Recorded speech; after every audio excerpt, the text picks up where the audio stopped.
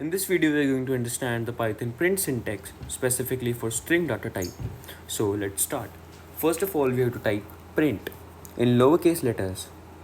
After that, we have to add parenthesis, which is bracket, simple bracket. After that, we have to add quotes, means inverted commas. And whatever we type inside the quotes after running, it would be displayed in the terminal, as we can see here.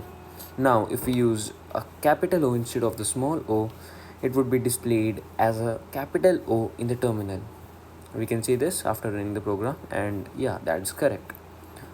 One more thing is that we can use single inverted comma instead of double inverted comma, which means single quotes. So the program works just fine with that. But we can't use a single quote with double quote. That would lead to an error. Thank you for today.